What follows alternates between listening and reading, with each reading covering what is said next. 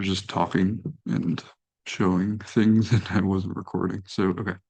So this is a section tutorial that I'm going to do for you guys. This is the model that I worked from last semester. It's not perfect at all. There are windows missing and things that clip through other things that shouldn't. Um, but it's not really important right now. Um, all that stuff can be edited in post, but basically from this, I was able to get this drawing, which I think is pretty good. Um, you can see all my hatches and stuff. Um, you know, there's like that render, and I'll show you guys how to do that. That shows the shadows. I think this is a pretty good depth for the actual section. And you can see I also did a two-way cut, right? And I can show you how to do that now as well. Um, so every single piece of line work was done in Rhino. Um, I always think that like it's best to get all of your line work done in Rhino, but then export it to Illustrator to really refine it. I don't use the layout space. I don't believe in that, but um, I basically just like take a section and I edit it a little bit, and this is what I got done in Rhino, right? And you can see all of these are like separate hatches, right? Each of these is like a unique type of hatch. And if I open my hatch layer here, you can see I have one for my corrugated sheet metal roof, right? I've got one for my battens for my rain screen, which is the same as the hatch that I use for, no, it's, yeah, just for the battens. So that's my battens here. I've got a hatch for when I'm cutting through my roof truss. And this is just, most of these are, all the wood pieces are the same hatch, pretty much. I just assign them different layers. Um, you know, I've got, let's see, uh, the gravel, right? This here. Got a hatch for my steel, right? For this, my anchor. What else? Concrete, subfloor and finished floor, interior finish. Got our insulation. Here's the rigid. This is the bat insulation. This is sort of just like a whatever. This is an interior wall. Who cares? I mean, it does matter, but you know, um, just things like that. And you can see all of this line work was resolved in Rhino pretty much. The one thing that I will say is that in my model, if you look at the layers, it just expands. I have like a layer for everything. Um, and all the details pretty much. Let's get rid of these trusses. And what layer is this? Okay.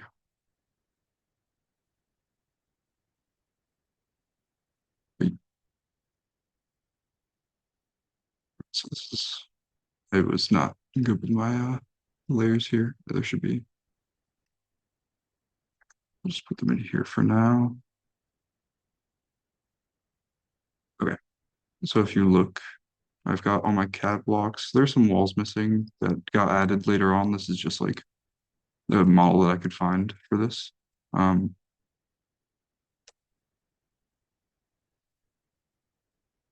so let me just, I really want to show you. Sometimes there are too many layers.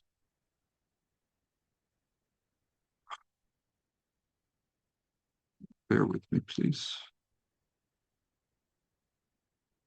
Um,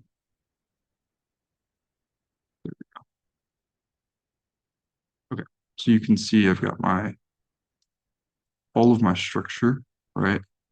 Um, Here, if we just take this over here, all of my structure modeled, right? Not including the trusses for the roof. But if you want to look at that, boom, whatever. It's like my structure. Um, you know, headers and things, sill plates, stuff like that. My battens for my rain screen, and all my studs, 16 inches on center. So that's all modeled and like physical within the model. So that when I take a section through it'll just generate like those layers for me. I have all of the insulation like actually modeled here. I have my interior finish modeled. Um, we've got our rigid insulation, our plywood sheets, like our sheathing, the gypsum here, whatever, and that'll come over time. Uh, I don't think a lot of you have that yet, but whatever. But you can see how many, just like how many layers are here. Um, there's a layer for literally everything, and everything is in its layer, just so that this workflow is easy. And that's like the most important step. It's not even something that like, it's not even a technical thing. It's just being rigorous with your layer orders. Okay. If you look at my CAD blocks, you will see that they're all 3D. Um, I think if we had more time in the semester, we would have done like custom CAD blocks, but some of them are like modifications to CAD blocks that exist in dimensions.com. Um, you know, things like, let's see, like I made these custom, they're not, aside from the TV, but these weren't like default CAD blocks. I edited them. This was edited. This is obviously edited, this guy right here. But if you look at my CAD blocks also, again, there are so many layers. And the way I've done this is basically for each room, and each floor. So you can see here we've got the magenta CAD blocks for the first floor, and then the orange ones for the second, and they're separated. So this is the first floor, right? You can see that here, and then this is the second floor. And within that layer here, I've got different rooms. So this is our sunroom slash like programmable living room. We have our office on the second floor here, right? Our bedroom right here. Our bathroom here. And then I ran an intersect command on these CAD blocks. So to get the line work for them, I ran an intersect. Because sometimes, like when you have, let's say, for example, you have a box, right, and another box, and they're intersecting like this in Rhino, right? If I were to just like right now make 2D this,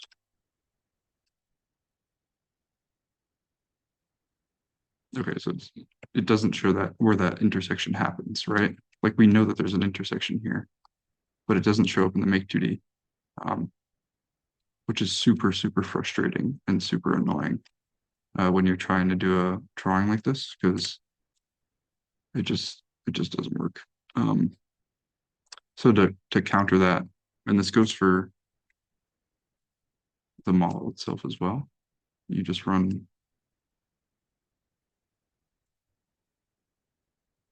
an intersect command. And so now this line shows up, right? And if I were to make 2D, I'm now getting that intersection where it happens. This has hidden lines on. Don't do that. Um, it's going to make your drawing too big probably. Sometimes there will be things just because of the way that make 2D works um, that you might have to turn hidden lines on for, but well, it's whatever. We'll get into that later. Okay, so within these different rooms for my CAD blocks, I've got them individually layered. So I can go to any layer here and find the corresponding CAD block. A useful tip, right, if you proceed in this way is I don't know. Nah, never mind. Don't listen to me. But yeah, so this everything is separated into its layer, even down to like the mouse here. So I know what is where. Um, yeah, and maybe this is like too much, uh, but it gives me peace of mind, so I don't care. Okay, so once you have all your layers nice and organized, let's turn the model back on.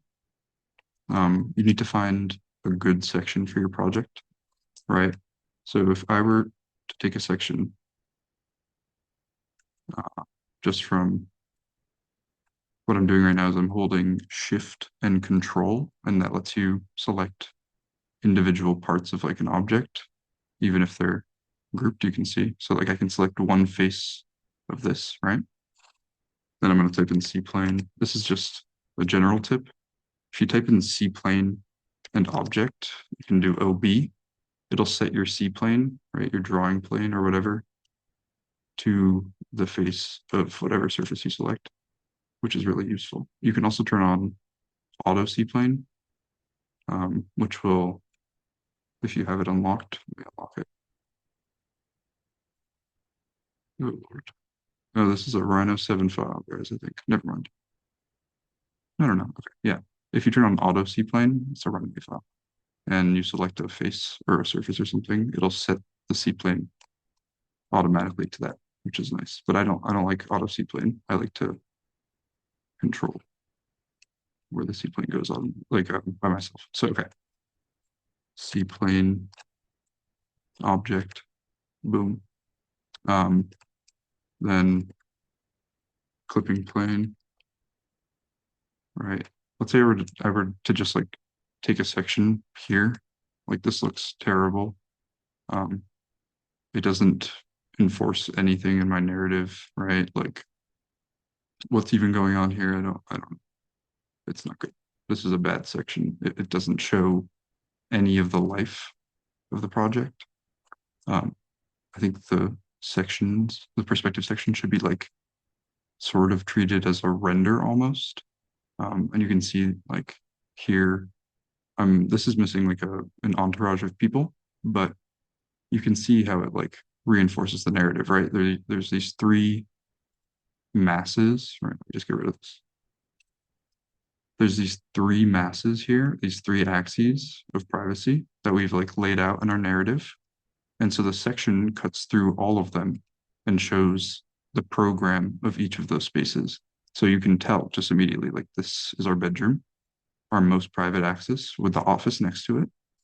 This over here, it's sort of hard to see, but this is the living room, right? Slash kitchen. You can see the kitchen counter over here.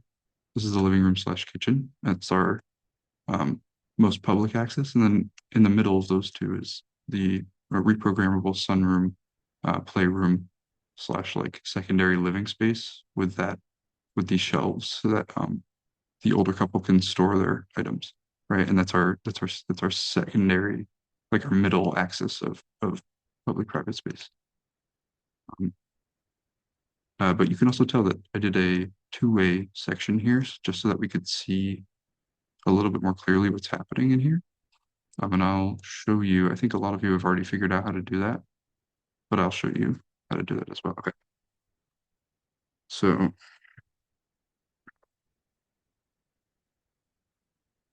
And the first thing that I like to do is set up my clipping plane.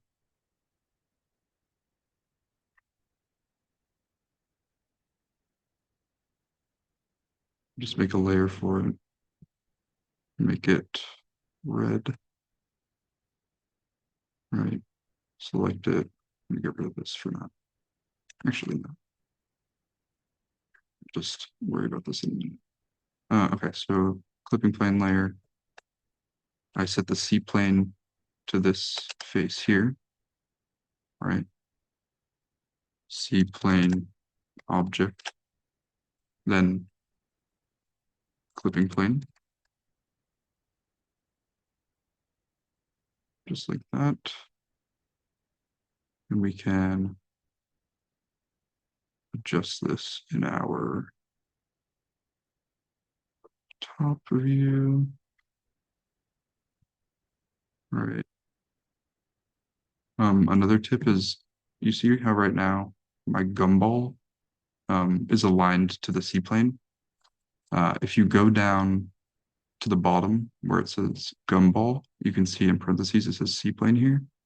If you right click and select align to object, the gumball will align itself to the axes of the object, and it makes it a lot easier to move something that you might want to like move it to a certain spot that's in line with its original, you know? Okay, so let's just look at what's happening here. So you can see this is happening, and maybe this isn't the most strategic place to take a section from, actually. I would say, looking at it now, and I think this is what I did before, I can see that I'm not cutting through this bottom volume here, and I want to, like that's important to me. So instead, I'm going to take my section and set my C plane to this face here, right? C plane object. And then now, if I take a clipping plane,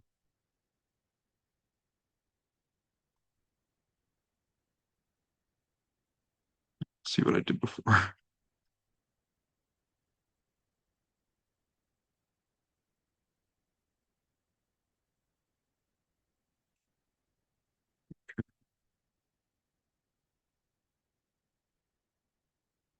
So even I don't remember what I did last time, which is whatever. Uh, this looks almost correct. Here, the table, let's see, 1, 2.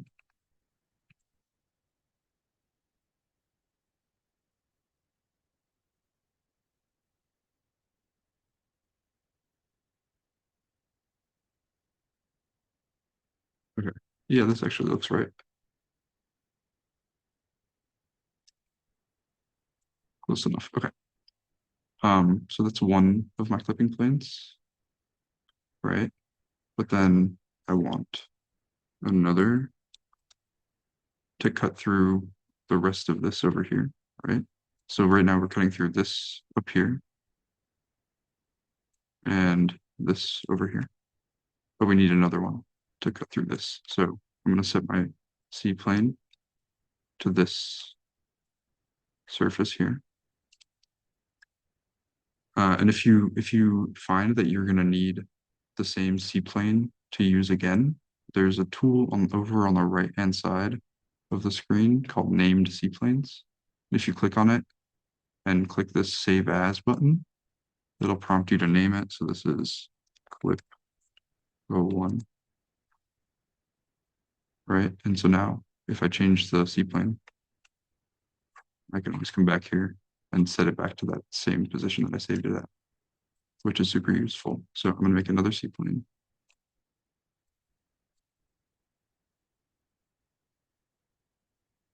C plane object, save. My second clipping plane, go back here, make a layer for my second clipping plane. I like to make it a different color. And then We'll adjust this until we get what we want.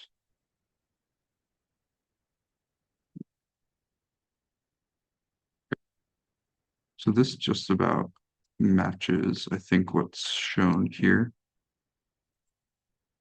in terms of where we're cutting. And you can see that. Okay. The next step, once you have your clipping plane set up and everything. And if you, I know there's a couple of you who maybe want to only cut through specific things. Here, if you click on a clipping plane and you go to its properties, you can see in this section labeled objects clipped on the right side, it's set to all. If you want to exclude things from being clipped, you can select exclude selected. Then and exclude selected, you can either set layers. So if I didn't want, for example, my, let's see, my roof trusses, it'll bring up this menu when you select layer. So if I didn't want my roof trusses to be cut, I could, sorry,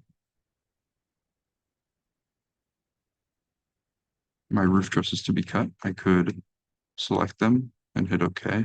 And now this clipping plane is basically ignoring the things that I said. But in this case, I don't really care. So I'm gonna get rid of it. Okay. But that's just like a very useful tip, in my opinion. All right. The next step is to set up your camera.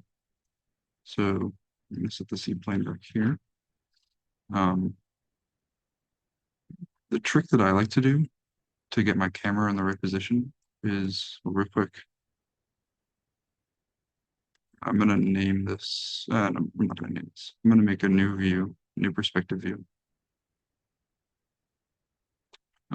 Perspective. Okay. So just so that these clipping planes don't affect this view. So the trick that I like to do to get my view the way that I want it is, okay, I want to set up a bounding box for this object, right? So that I can orient my camera to that bounding box. And I know that doesn't make sense, but I'm going to show you. So if I want a view that makes this portion here completely flat, right? It shouldn't be, this cut shouldn't have any perspective to it aside from what's happening like further into the building. I want a completely like flat cut on this portion of the project here, right? Um, you can see over here, there's perspective to the cut. I don't want that for this. I want this to be the straight on view, okay? So this will be our flat portion. The way that I can do that is first, I'm gonna take a straight edge, right, from this. So I'm gonna hold down Shift and Control, which lets you select parts of an object, right? And I'm selecting this edge of this here, right? Then I'm holding down Alt. And when you hold down Alt and drag something with the gumball, it'll duplicate it. I think a lot of you know this already, but you know, it bears repeating. So now I have this straight line, right? What I'm going to do with this is I'm going to take this right here. So this is the move part of the gumball. This is the extrude part. I'm going to hold down the extrude and I'm just going to drag it until I have a plane, right? So now I have this plane. From this plane, I'm going to set my seaplane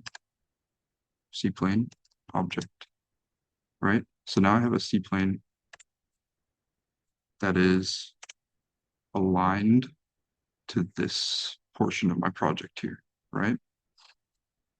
What I can do, I'm going to save that. What I can do is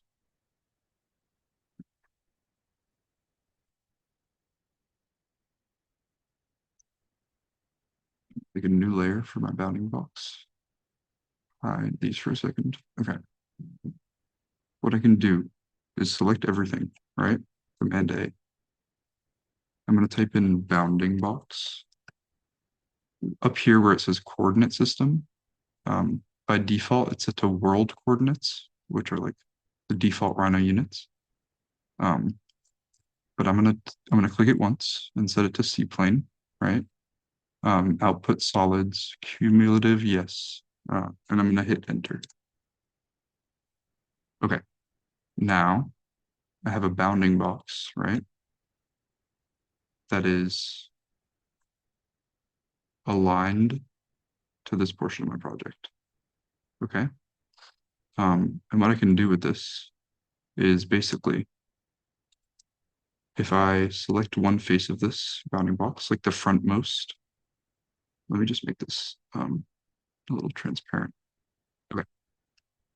So if I select this face of the bounding box right here, and I type in orient camera to surface, SRF surface up here, it'll give me this little arrow, right?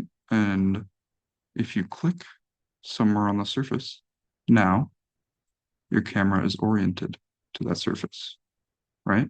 So if I go into my perspective view here, I'm just going to show you. I'm going to turn these off for a second. You can turn off a clipping plane in its properties. This will show you the views that it affects, right? So I'm going to turn it off for this view for a second. If I type in show camera,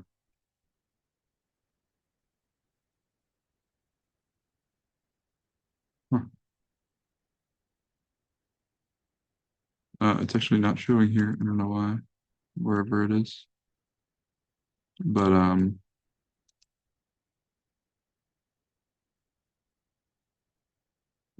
you know why? It's because here. Okay, so if I go into this view, actually hide,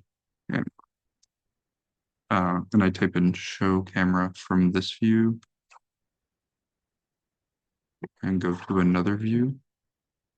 Here we go. It'll show you my camera and what it's like selecting pretty much. And you can see that this camera is now, this portion of the camera, the viewport is aligned, is oriented to this face here, which we know is aligned to this part of my project. Okay, awesome. Let me just have Oh, and wait, let me actually show you a trick also. So the camera, you can, I think, sort of like manually edit parts of it by like dragging, right? So this like changes the focal length of the camera, stuff like that. You see, uh, if I do this here, it just changes the focal length. Um, and I mean, there's a bunch of other things. I don't do that really ever, but it can be useful sometimes if you want to like manually edit a camera position. Okay, so we've oriented our camera to this view. We've got our two clipping planes. I'm going to hide this bounding box for a moment. So we've got our two clipping planes.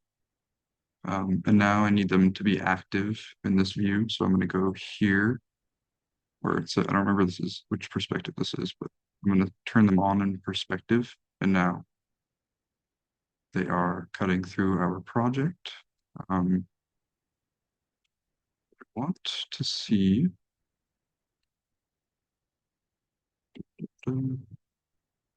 Doesn't matter. Okay. Okay, so now I'm gonna lock these and hide them for a second.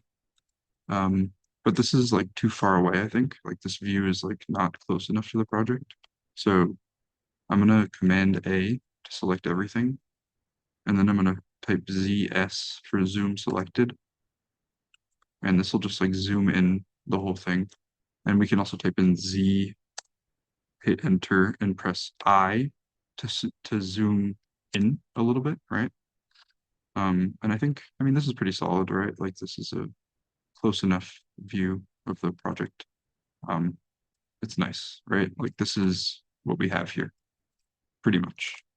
Um, the only thing that I would say is real quick, I'm going to save this view, right? If I go, well, you can see actually how many, oof, it's going to like load for a while because I have so many named views. It might even crash. Huh, that would be funny.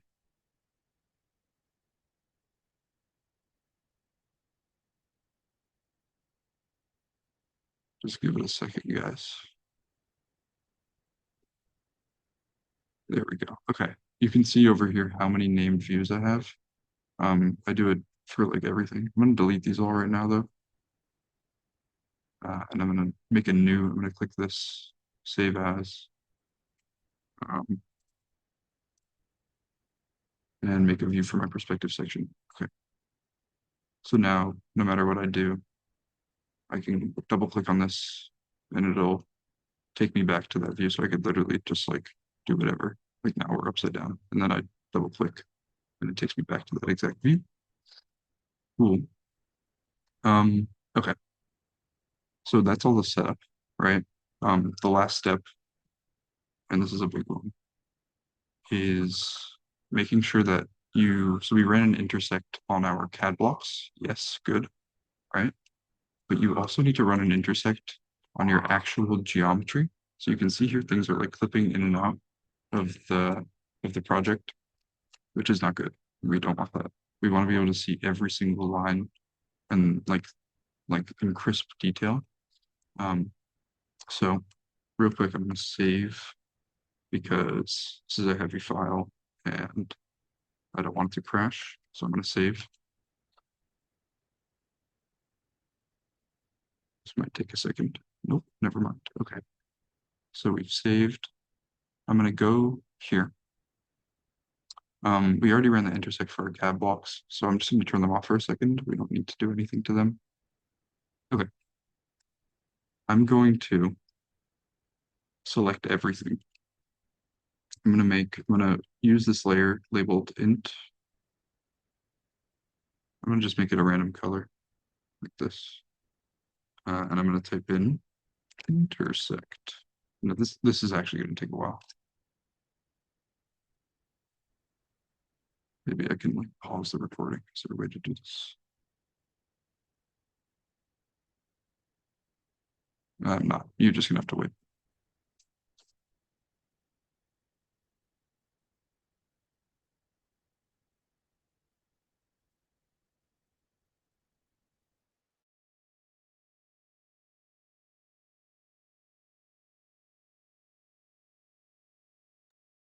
Okay, fine. I'll pause it.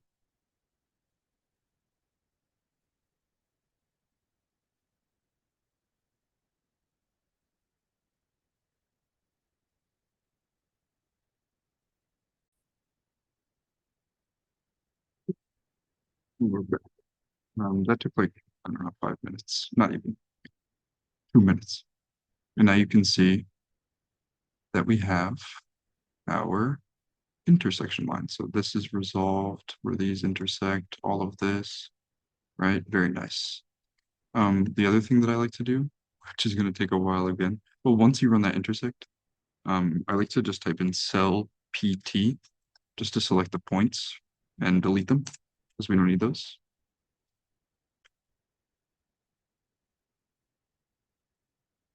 All right. I'm going to save again just because you don't want to, like anytime you're doing something like stressful to your computer, just like save. There's no reason not to. Okay. The other thing is I like to, especially on this project, these technically none of these intersect with each other, none of these like roof panels. physically they don't intersect. They're a standing seam, so they fit like that. So I'm just gonna really quick make a new layer for this, and I'm gonna type in with these selected. I'm gonna type in extract wireframe, and I'll make this layer magenta just to get the lines that might not appear in the Make2D from these.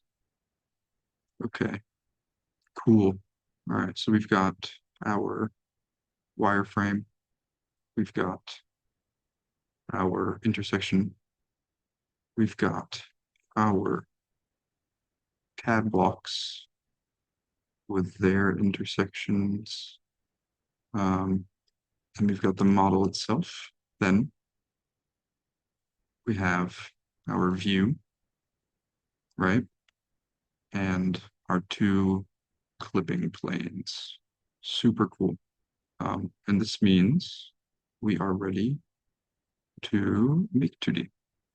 I'm going to delete the bounding box so we don't need it anymore.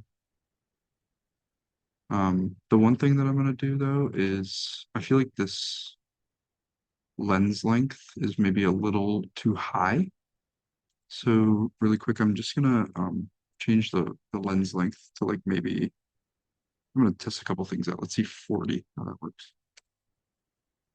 After we do that, you have to select again everything. Wait, sorry, step. Okay, so I'm changing the lens length to let's do 30 and see what that looks like. And then Command A and ZS to zoom selected. Then Z I and again zoom in. Okay, so maybe that's too intense. Like you can see now we don't have the roof visible really on the top floor, whereas before we did. So you know what? I'll stick to the 50 lens length for now. It's fine. It's good enough for me. Okay, now this is another optional step, kind of. Um, I'm gonna show you really quick the, let's go to this, make this a perspective view.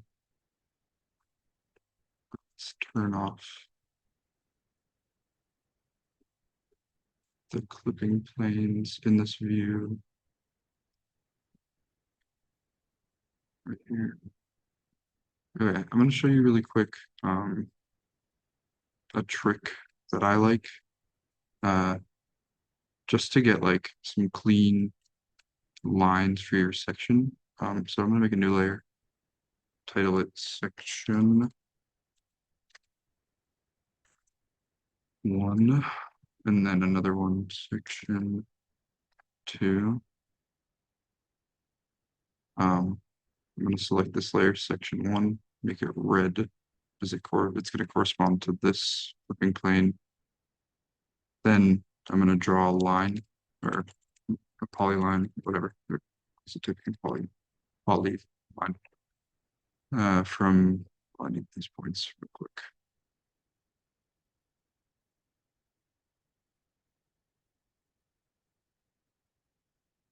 Yes.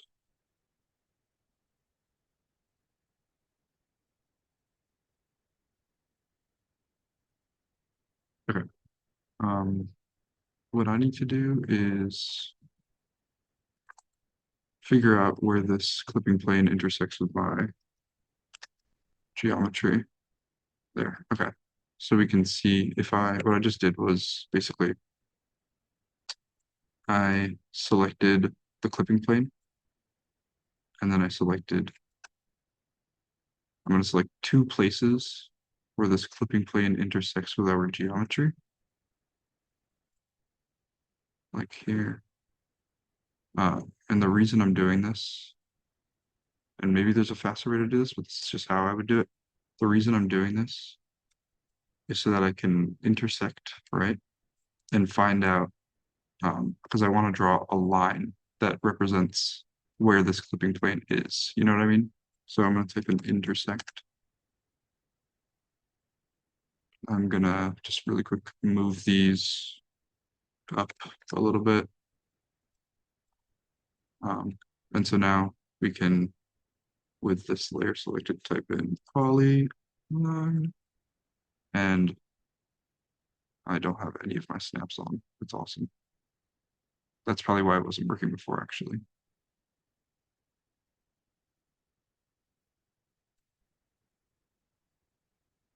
Let's see if this is an easier way to do it.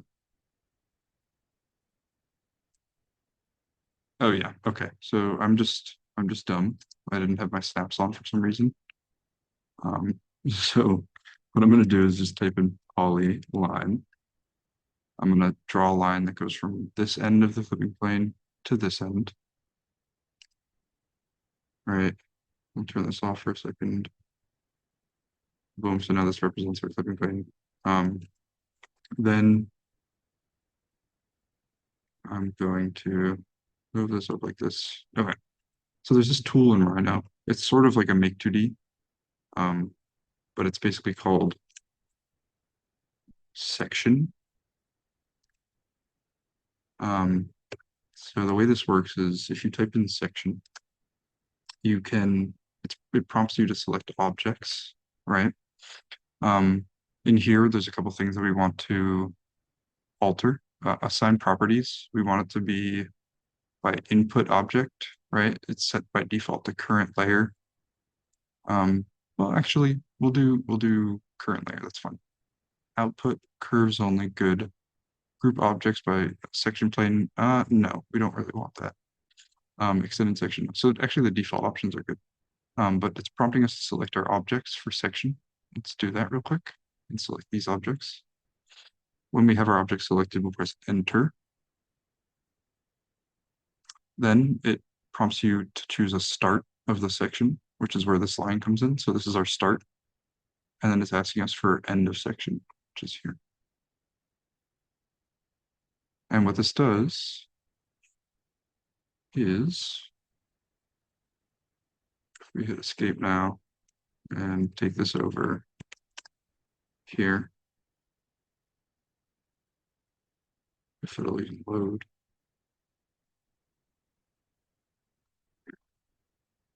What this does is it just gives us a nice clean section cut. So I'm going to cell PT again, just to delete the points that we don't want to see.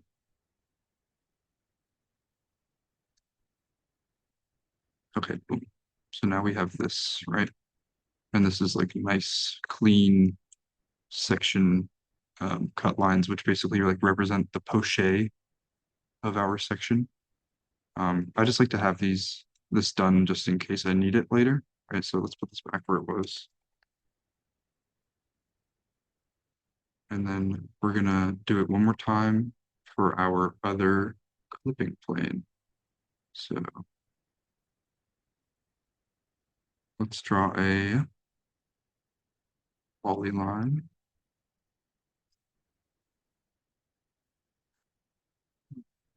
Just turn these off for a second, just so I can see what's going on.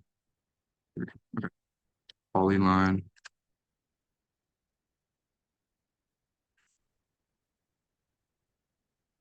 Just so it doesn't go like this. Just put it here. Turn off this layer, select section of 2, turn back on all of our objects. Select your model, what you want to section, same as before, type in section, start of section here, end of section here. And there's our second section. Press enter when done. And now let's take this over here and just see what's up. Nice. So cell point, cell PT, delete. Very cool. Now move this. We'll actually keep this here for a second. I'm going to show you why we're doing this.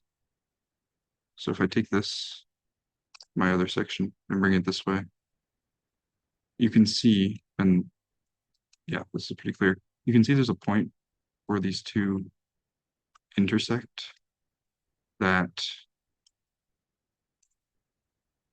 basically doesn't happen in our view, right? You can see it cuts, the second clipping plane is cutting off the geometry that's affected by the first clipping plane, right? So this is our first clipping plane, and it extends all the way to this line here, right? This is like the boundary of the two. And then our second clipping plane, if we were to like disable this, you would see, I think you understand what I'm talking about, probably. You can see that this now corresponds to what we're seeing in this red section, right? What we want is not that, right? We want our clipping plane to affect, like our second clipping plane to affect the first, right? So what I'm gonna do is just find two lines that are intersecting here. Again, intersect, that gives you a point, right? I'm gonna take that point that I just made. I'm gonna hold down the extrude portion of the gumball, bring it down like this, right? And now we have our boundary of our two sections, and it doesn't matter what length this line is. We're just going to use it basically to trim things. So pick a random layer, put that object in that layer. I'm going to turn off our second section for a second. Select this, trim. And honestly, actually, let me do something real quick. Da, da, da, da. No, it doesn't matter. Okay, trim. And, oh shoot, we're going to just trim all of this. So wherever it previously was intersecting, it's now trimmed. I'm going to copy this line by holding Alt and moving it. Just quickly going to make a little rectangle so that I can do something. I'm going to select all these, join. Now it's a closed rectangle. I'm going to type in cell boundary and select this. And it'll select all the objects that are within that. And then I'm just going to delete. And there we go. Now, I'm going to turn off our first section, turn on our second. I'm basically going to just do the same thing, except this time, obviously this is going in this direction and not in this direction. So I'm going to grab this line and copy it just to like over, let's see. I don't know if it's actually a straight line. So I'm going to take this and copy it from here. Copy this line. If you press tab when you are moving an object in a certain direction, what it does is it locks that direction. So I can move this cursor wherever, and it will always move the object in that direction. You can see like I could put my cursor all the way over here, and it would still be on the axis, which is super useful. So I'm going to copy it to there. I'm going to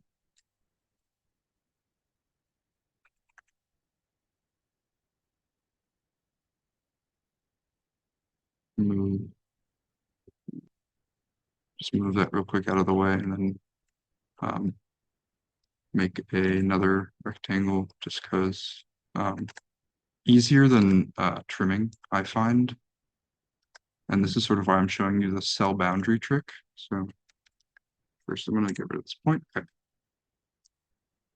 The reason I'm showing you the cell boundary trick is because a lot of the time people might spend like hours trimming like very specific things, uh, and be like, oh, there's got to be like a faster way. There is a faster way. The answer to that is basically to use a split command. So I'm going to type in split. I'm going to select the objects I want to split, which are these. I'm going to hit enter. Then with my cutting object, I'm going to select this, right? Now what that's done is basically split all these lines at this border here. And then with that done, I'm going to type cell boundary, select this. It selects most of the lines. I don't know why I didn't select those, but we can just do that. Let's type it again, actually, because it should work. Cell boundary. There we go. Yeah, and it just selects the things that I just split instead of trimming, if that makes sense. Okay, so we are done with that portion. We can delete these, bring this back, and you can see now we have a corresponding wireframe or like poche of what's happening in our actual section, which is super nice. Um, and if we just split this at this point and this point, uh, and get rid of this like that, and then maybe even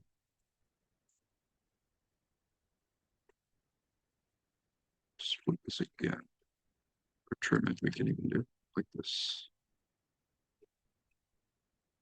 And that's like, these are some really clean lines, right? Like these, this is good. This is good. I'm gonna put this in this layer. Okay, so that's that. I'm gonna move this back into our project like so. I always use the gumball tool. I use it all the time. I always move things in increments of 100, really, just so like, no matter what, if I like opened a file up from a long time ago and I saw that there was like maybe a piece of geometry that's like all the way over here, right? And all the way over here, but I want it to go back to where it existed initially. I always move in increments of 100, so oh, it's freezing.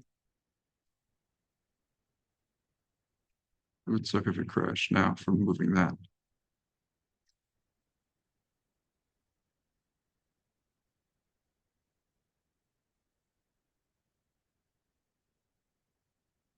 Wow. Huh. May have an issue. I don't know why it would do that. Let me pause the recording. Okay, we're good. It just took a while to move for some reason. I don't know why. But what I was saying is that oh my Lord. Okay. Yeah, I just move in increments of 100, so it makes my life easier. Whatever. You can see this file is getting a little bit crazy, um, which is annoying.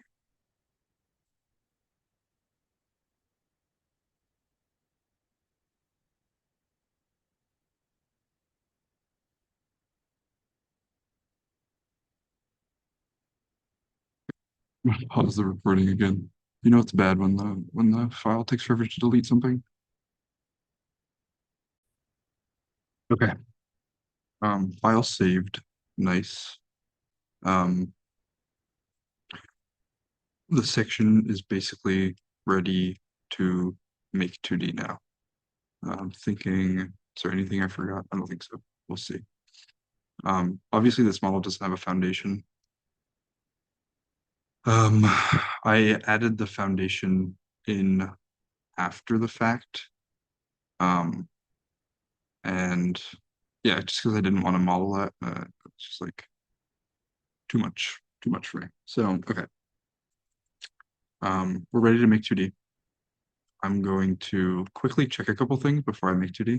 I'm going to check the absolute tolerance of this file. Okay, units. This is like a little bit low. I'm gonna just add one more zero. This absolute tolerance um kind of just tells your Rhino um what the smallest thing that it should consider is, right? So right now, um it's set to 0.0001 units, which are feet. So the smallest object that Rhino will treat as anything is can be 0.0001 units, which is pretty small. I'm gonna hit OK. And this also like tells your make2D how small of objects it should make2D are as well. So hit OK. Um, save one more time just in case. This time it might actually take a second, but whatever. Uh, no, it doesn't. Okay, it's saving so well. I don't know why. All right. What is this layer? There's nothing in this layer, so we'll delete it. Yes. Okay. I am going to select everything. I am going to type in make2D. I'm going to show you my make2D options. We've got projection from view. We've got maintain source layers for object properties. What this just does, you probably know, it saves the layer structure of the objects that you're make2D'ing. I'm going to turn off hidden lines now. We might need to turn it on, but maybe not. I don't know. This is off always. Clipping plane intersections on, just because it's useful to have.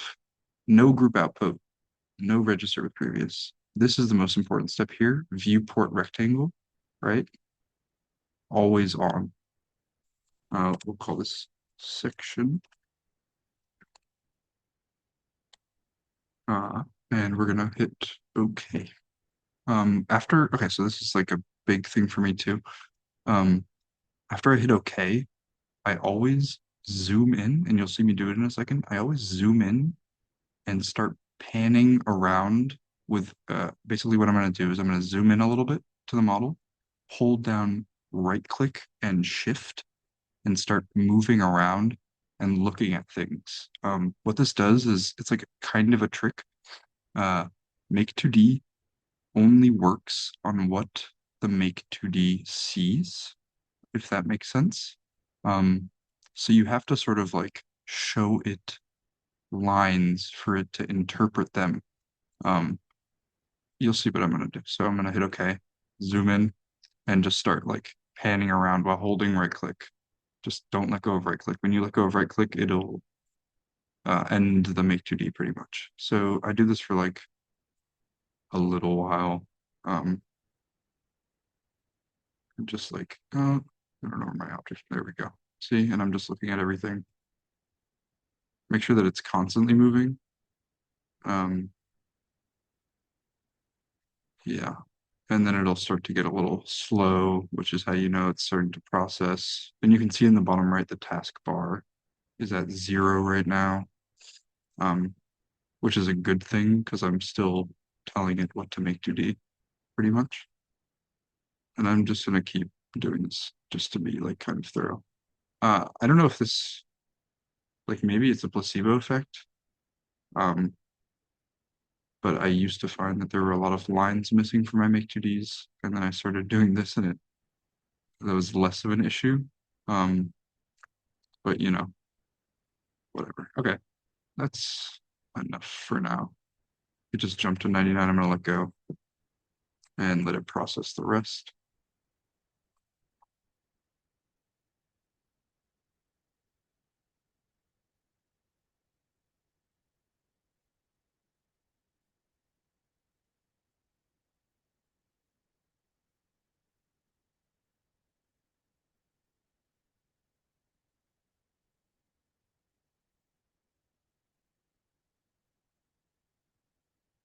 Pause for a second, I guess. Or never mind, it's done. Okay.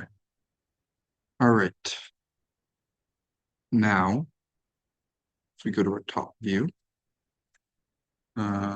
gumball to seaplane. And let's just move this over a little bit so we can take a good look at it. Okay, if we go to our top view, come on. It's a heavy, heavy line drawing. Um, there's a lot of things in here.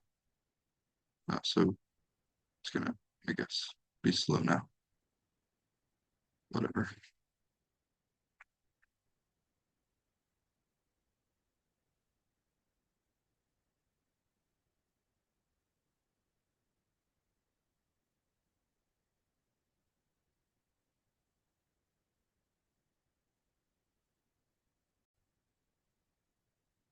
Okay, that took a while to move. Uh, let's just look at it. Okay, so it's pretty good. It's not perfect.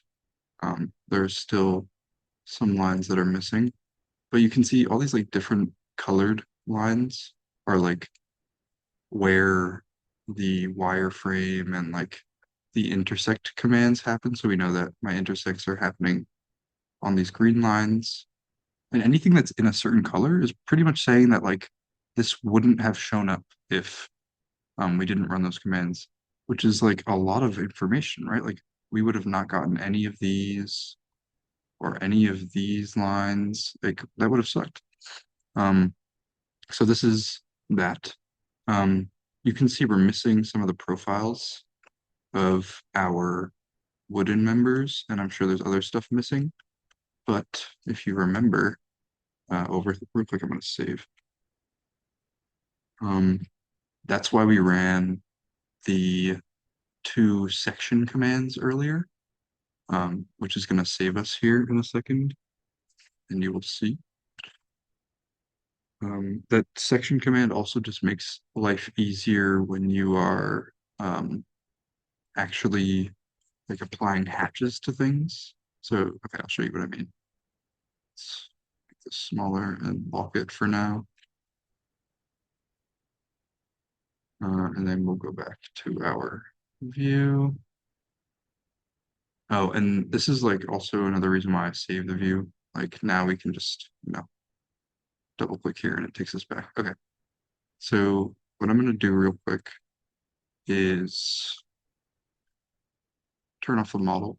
I'm gonna turn off the model and the cat blocks.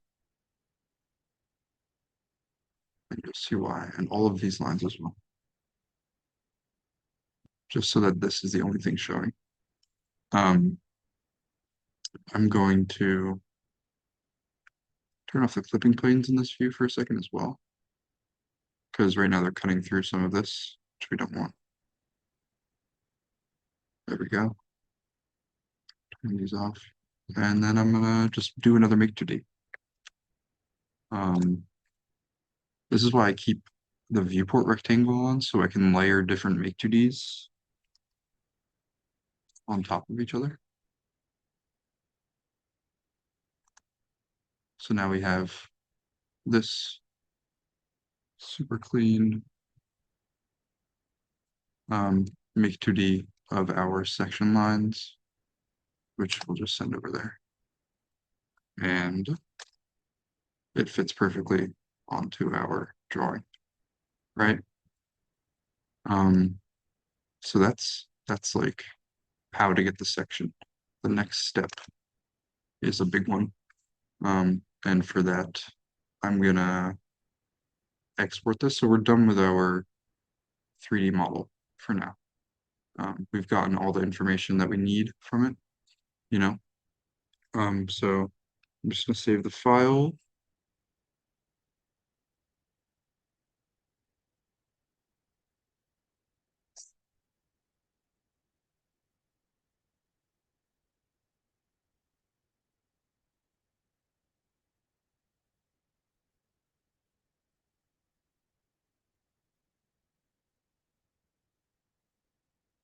Okay. Then I'm going to just go to my top view, select these guys, and export. I'm going to type in export. I'm going to export them as another Rhino model. Um, Section tutorial and save that and then close this.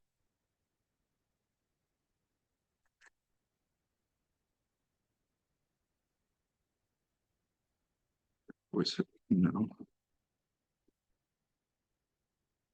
Okay, I'm going to open that new file that I just exported.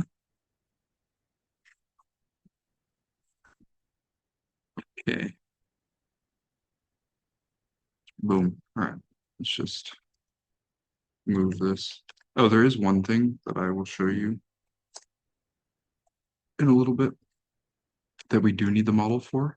And that's just to get the, if you remember from my section, there's that like kind of background layer. I'll show you that in a bit though. Okay, really quick, what I like to do is just, so we only have these two layers, right, in our make 2D for our sections, like those individual sections, but they're buried under this really long list of files or list of layers. So I'm just gonna press this red back arrow, take it out from here, and then once again, so that it's just sitting in this sections, right? Like, it's the second in that layer. We could even take it all the way out here. And so now we can just delete this stuff. Yes, let's just, okay, cool. So now we've got this and this. Um, then, okay, we've got a ton of layers here, right? Um, which is nice, but we don't need all of them, right? There's really only a couple things that we're going to be doing, like a couple layers. This is where it's helpful to know what you're going to be doing in Illustrator. So let me open the Illustrator file. Let me find it though. One moment.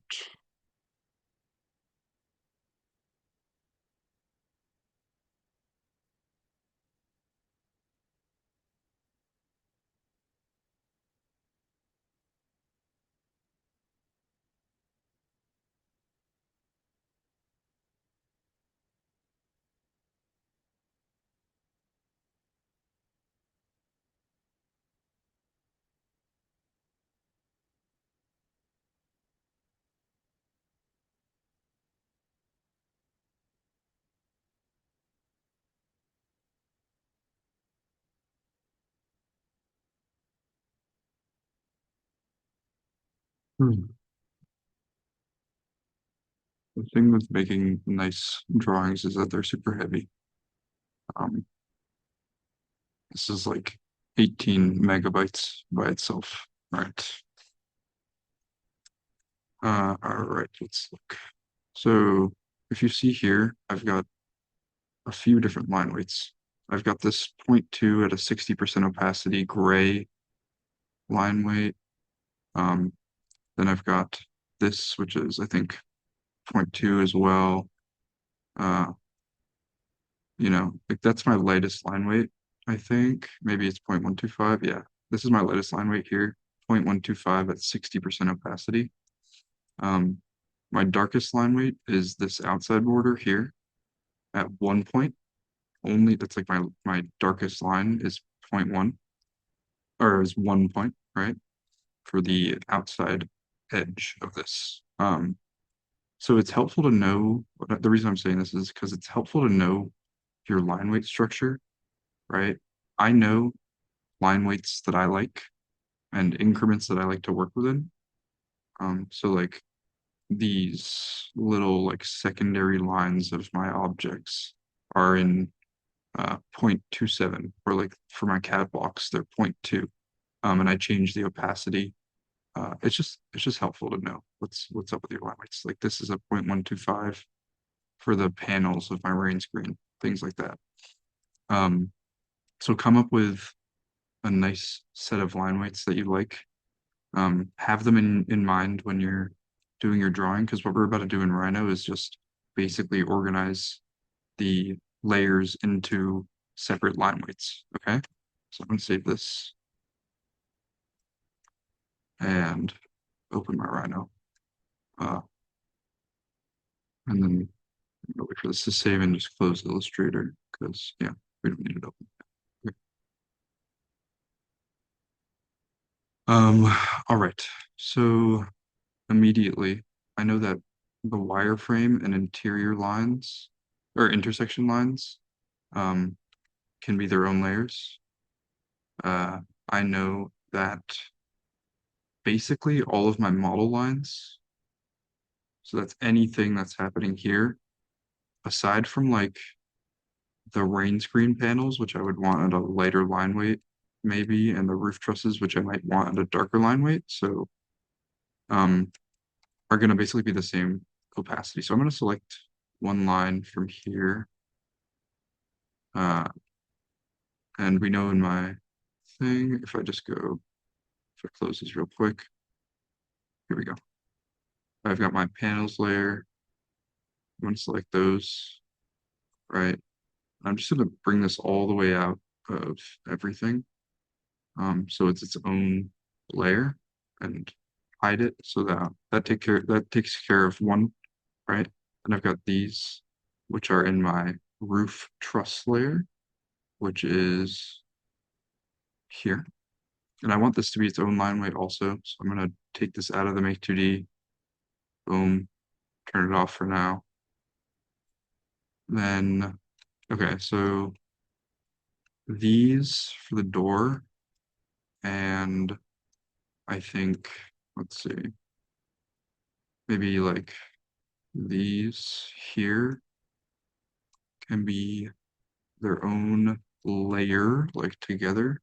And all these lines here, right? Like I don't need them to be a bunch of different line weights. This is, yeah, that's what I'm gonna do. So what else? Let's see. Okay, so basically all that's remaining is these lines, right? And I think these can all be the same line weight. I'm okay with that. And we can edit that later if we need to. So I'm gonna just bring this out like that and turn it off and lock this. And then let's see what's left over. Select. Oops, sorry. Why do I have tangents on?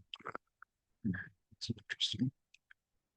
I don't really want that to be on. I think it's too much information, maybe. I'm not sure. So, no, never mind. We do want tangents on. Okay. Okay, so this and these, that's the layers we've decided on so far. We've got our clipping plane intersections, which I'm just gonna make. So if you right click on a layer with like sublayers and you select sublayer objects, so if I were to just click select objects, it wouldn't select anything because all the objects are in these sublayers. If I right click on it and click select sublayer objects, it'll select everything. And then I'm going to right click again on this and click change objects to layer. What this does is basically now all of these objects that were previously in these sublayers are only in this one layer here at the top. And then I'm going to type in purge. The purge command is awesome. Basically what it does is it gets rid of empty objects or things that aren't being used in your file. So I'm going to unselect everything aside from layers. And what this will do is let me expand this real quick so you can see it in action. So you see all these layers. If I type purge and just select layers and hit OK, that's about it. It just gets rid of all those layers, right? So now we've got this. That's our um, clipping plane intersections, our viewport rectangle, which is important, our tangents, which I'm gonna select. I'm gonna do the same thing. Select sublayer objects, right click, change object layer. right? Type in purge again, hit enter. Now we've got our tangents. Let's see what's going on with these. So these look like lines that should be in the sections. So I'm going to take them, right click, select sublayer objects, then right click here, change object layer one, then right click again, select objects, right click here, change object layer. So now these two can be purged. They get purged. Our CAD blocks. I'm gonna say we'll hold on to these for we'll think about this for a second. There's a couple ways you could go about doing the CAD blocks. Actually, no, we'll do this. I'm gonna right click on the surfaces part of my CAD blocks and change their object layer to just be one thing. So instead of having all of these separate rooms and separate blocks and everything like we had in our model file, it's just two layers that represent all of the CAD block geometry. So that's nice, right? Um, Basically it's like having two line weights. This is our like lighter line weight, and this would be our darker one. So take these and bring them out all the way. Boom. And the same thing for this guy. Select sublayer objects. Right click, change object layer. Then purge again. Bring this out all the way. Okay, now purge one more time. Boom. All right, all we're left with is these in here, which we know we can have in our own layer. Cool. All right. So now we've got most of our things organized.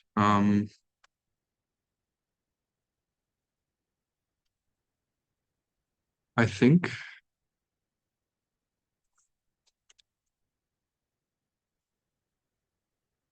okay. I don't think we need to have all these layers for our objects here. Uh, yeah, I feel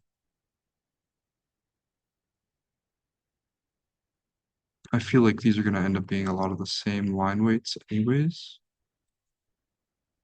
Um, so I'm just going to merge them to one layer. So select sublayer, right click on this top one and change the object layer to that. Right, because like we don't need that many.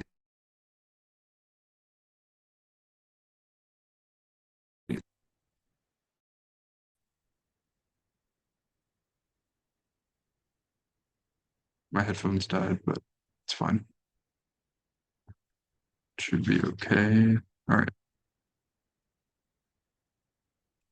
I'm actually gonna undo that really quick though, because I do want my roof parts to be their own layer. So bring that out here. But everything else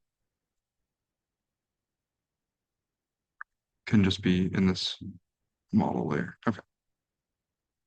Purge. Right. Um, this goes into just roof part. The trusses just go into one layer, and all the panels like that. I'm purge. Okay. So now we've got 1, 2, 3, 4, 5, 6, 7, 8, 9, 10, 11, 12, 13, 14, 15 layers for everything. We went from like what, like probably 300 layers to 15 layers. And now what we're going to do is just organize these layers based on what's the darkest line weight, which is in my case, I like to think of it as everything that's at the front of the drawing, right, would be the darkest line weight. So that's, in this case, these two sections. And just, I'm going to bring them up all the way to the top. And I'm going to give them a label of 0, 1, right, for darkest. Then let's think about what would come next after our push A. I would say it's probably our model lines. Maybe this is third actually. Yeah, no, this is second, I would say. Or perhaps these guys, right? Our clipping plane intersections. We'll bring them up here as well. And I'm gonna assign them because I might give them a separate line weight, but we don't know yet. I'm gonna just make them 0, 2 for second darkest. We've got these panels, our um CAD blocks.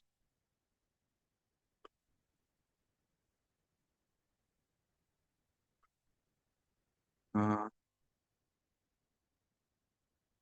intersect lines and our wireframe. Okay, I'm gonna say the roof parts come after our C plane or clipping plane. Like this. So these are our third darkest, 0, 3. I think the tangents go with the roof parts. So 0, 3. Our model lines. Yeah, these guys are maybe our fourth darkest.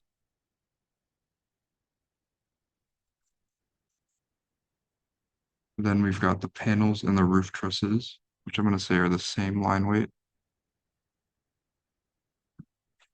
0, 4, 0, 5. They're a little bit lighter than the model lines, right? 0, 5.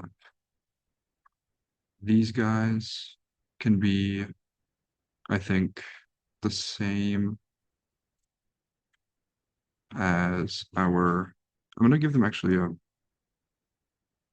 0, 4.5, just because I don't know yet where they're going to go between these two. Like maybe they're a little bit lighter than the model lines, or we'll figure it out. But I'm just going to label them 0, 4.5. Okay, so they go between our 0, 4 and our 0, 5. These are our CAD blocks. 0, 6 for the surfaces. Let's see. I'm going to combine actually all the CAD blocks to single layers so that we don't need, so now all of those are one layer. And then the intersections as well.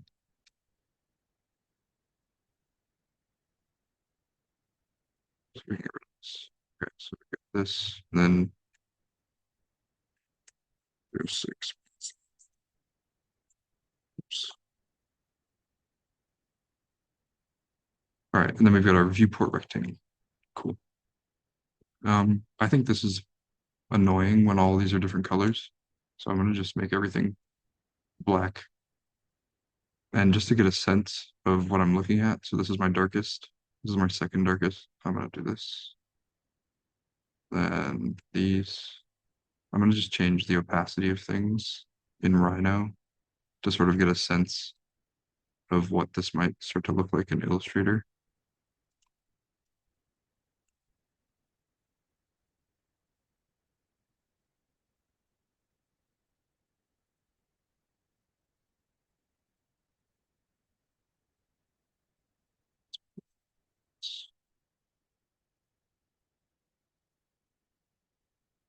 So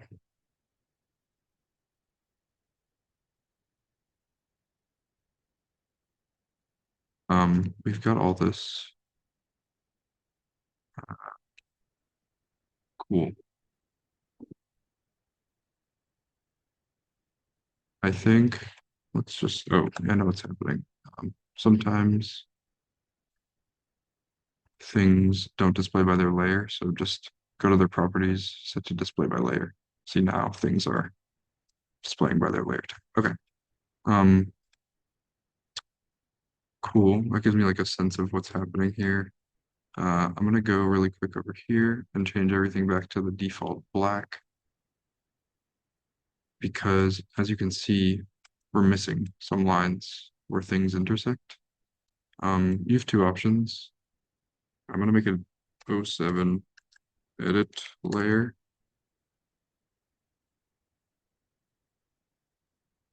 and just really quickly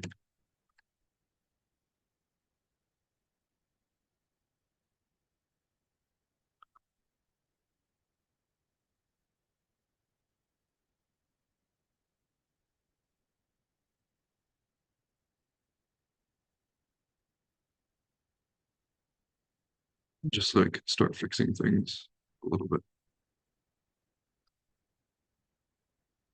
Um, yeah, but this is gonna get fixed in Illustrator too, so it's not the end of the world. The extend command is nice, stuff like that. I can maybe trim this, whatever. You get the idea. Fix your stuff if you need to. If you don't, then don't. But whatever. Okay. Here's a big thing. So you know how we have this whole thing, right? Um, let's say I want to get an outline of the entire thing, right? Um, well, how would I do that? I'm gonna make a layer, call it 07.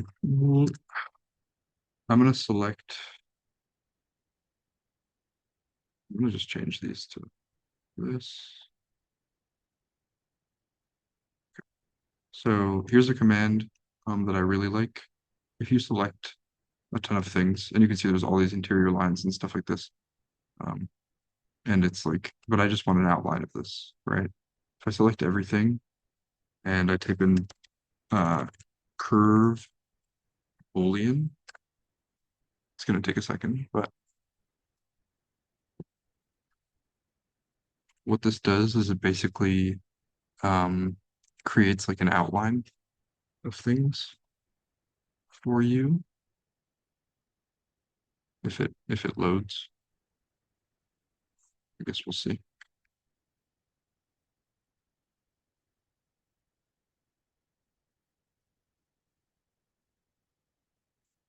Pause again.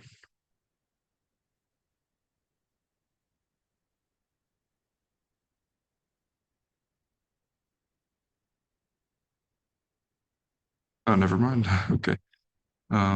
So I'm gonna just select outside of this boundary, and you can see now if I hit enter and take this up, it gave me a pretty clean outline of my entire geometry. That's one closed curve, aside from this point here, which I'll just quickly delete, right? And then I will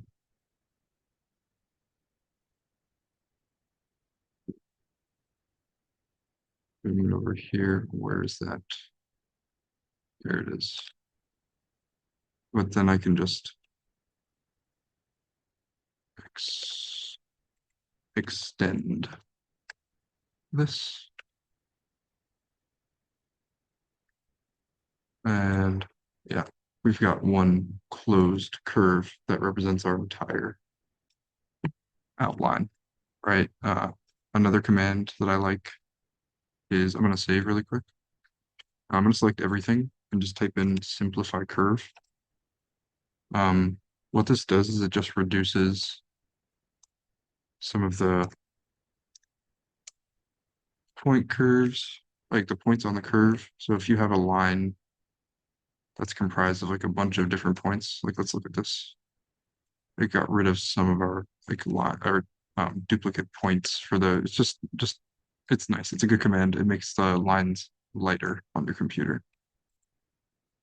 Um, The other thing that we should do is type in cell dupe.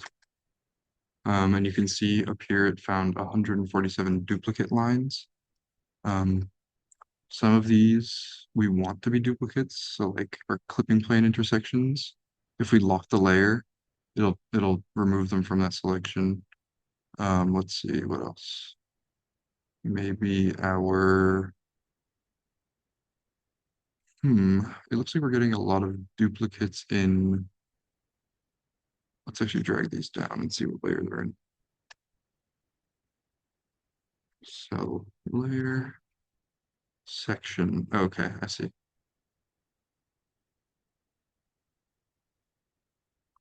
We want to lock these. So bring this back up. So we'll do again. Just lock this and this. Bring this down to see what it's selected. Surface and CAD block intersection. You know, it's fine. We're okay with the duplicates in this. There's not that many. Sometimes you'll get a lot of duplicate lines though, which is not good. Okay. Um, Finally, the biggest thing is our hatches, right? Let me open my old one to show you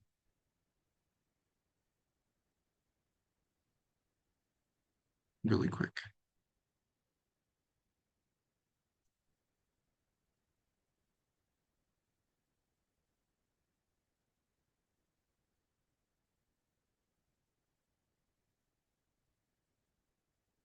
Is it opening my file? I can't tell.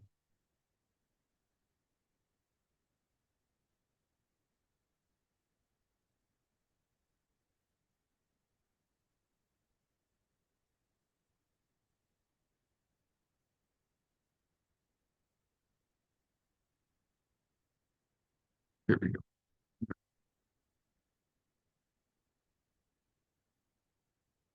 All right. If you look, I showed you this before. All of the stuff here that's happening are hatches that I imported from online. Um, I will, I guess I'll send you guys a file that has all these hatches in them so you can copy them over instead of downloading them online.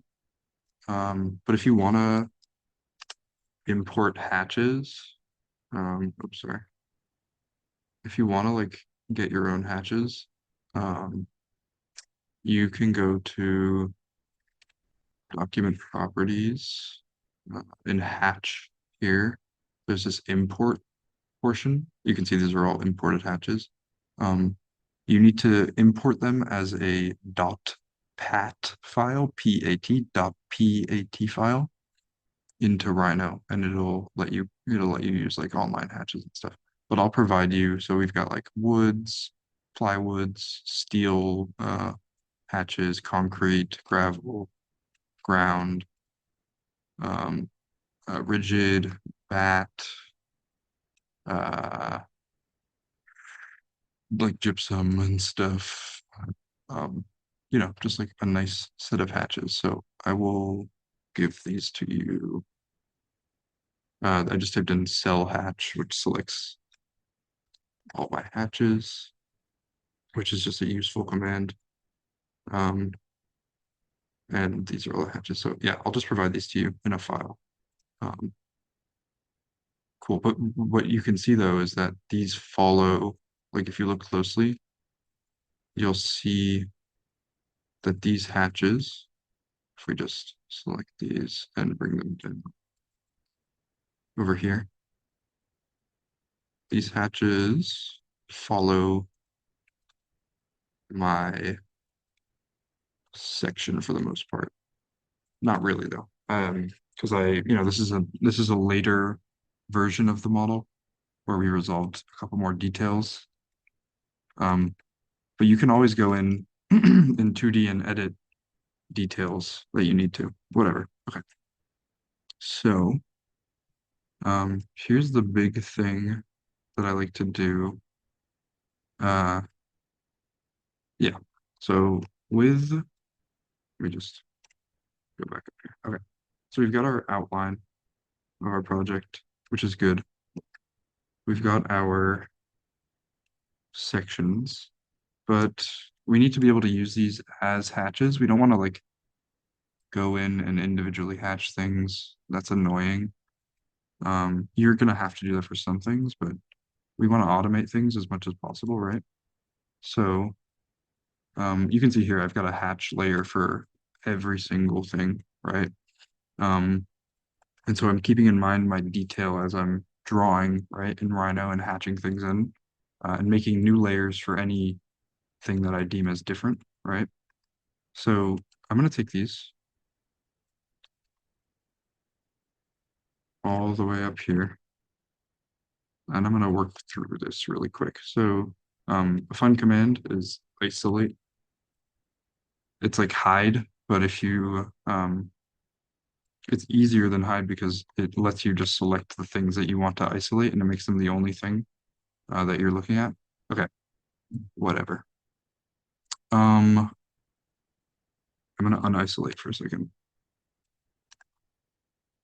I forgot to mention that. Okay, so I made a mistake somewhere. And that mistake was creating these sections here without their original layer structure in mind. So now we're just stuck with a bunch of lines that are like we know that they're cut through, but um, we know that they're cut through, but we don't know what material type they are, which is annoying for us. So if you remember when we ran the section command, there was the option to preserve input layers. I should have kept that on. Um, but it's okay. We'll survive. Basically, what I'm gonna do is I think, yeah, we're gonna have to go through and individually edit some things. So like in my case, uh, these are not closed curves, so I should close things up. Just make sure that you have like nice edges to everything and like edit your lines so that you can get like clean hatches, right? Because a hatch won't happen here. Like if I tried to hatch this, it wouldn't hatch because there's this opening here that leads to nowhere. So I have to go through and uh, edit things, right? And if I had modeled this maybe a little bit differently, this wouldn't be an issue, but I did it the way that I did it, and we are paying the consequence. Um, and so, yeah, just clean things up, model cleanly, make sure that you're doing things the right way and not the easy way, um, because it will prove to be your friend in the end, whatever. Okay, so imagine that I've cleaned everything up. Um, I'm gonna make a new layer called hatch. I'm not gonna individually hatch things in this for you guys, but I'm gonna show you just like how you would. Um, I'm gonna select all of the things that I want to hatch. I'm gonna type in hatch. I'm gonna actually not do that. I'm gonna type in hatch before I select things. Make sure that boundary is set to yes. Then you select things that you want to hatch, which in this case is all of this stuff, right? I'm gonna do turn off combine regions and do all regions. Then deselect things that I don't want to hatch, so like that, this, and this, right? Then I'm gonna hit enter. Self-intersecting loops and hatches were found, no hatches made. See, that's unfortunate. If you have self-intersecting, so self-intersecting curves like this, it won't hatch things. So you want to find those. So type in cell self-intersecting curve, go into your objects you want to hatch, and just like take a look at them, just see what's up with them.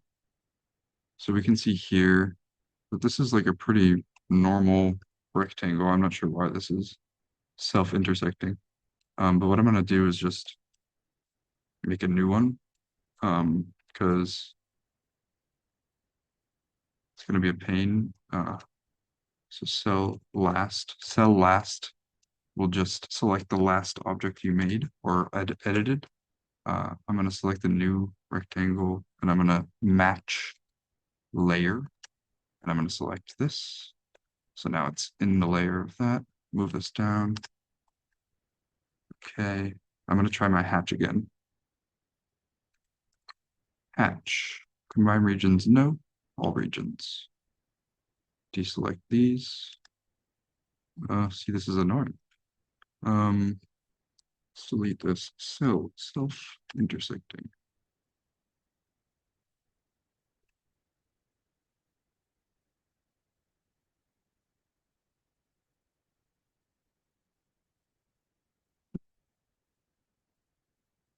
Okay. So we don't know what's going on right now. I can't see. Which is where the curve Boolean tool might come in handy. I'm gonna make a new layer, section hatches. What I'm gonna do is I'm gonna just try and clean up these lines really quick by like in an automatic way by selecting things. So I'm gonna type in curve Boolean. Um, no output curves. Yes, I'm gonna select the things that I want to curve Boolean and hit enter. And click all regions. Deselect things that I don't want hatched. We're gonna see if this works. And it worked. Okay. So now we've got a set of lines that shouldn't be self-intersecting. We don't know, but these are all closed, right? Oh, see, this is self-intersecting, which is annoying. So self-intersecting. Never mind. Whatever. So we've got new lines that represent these old lines that should be in some way cleaner than what we had before. We'll see though. So real quick, let's just take a look at that. Okay, so it's not self-intersecting. I'm going to select these. I'm going to go back to my hatch layer, type in hatch. Try this one more time. There we go. And now you can see the things we wanted to be hatched are hatched. Um, in the hatch commands, you can rotate them. Like if you look, I just rotated it 45 degrees. You can scale it up or scale it down. Let's do 1.25. You can change their style, right? I'm gonna hit OK. All right. So now we have a bunch of individual hatches for a bunch of different things, right? Um, which is nice. Ideally, this would be organized in the proper way so that you could just select a layer and it would give you the hatch for that type of material. But as I said before, I made a mistake. But this still applies, I think. All right, so we've got this, and let's take these. Let's see, what am I trying to do here? I want to just get these roof lines because they didn't show up when we did the curve Boolean because they're not closed curves, right? They have gaps between things. So let me just, yeah. What else are we missing? This portion.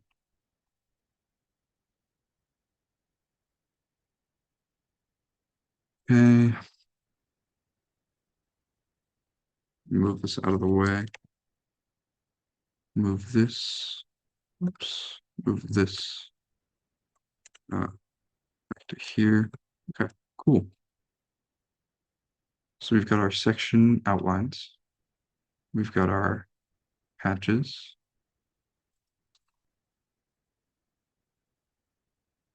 Right. Um,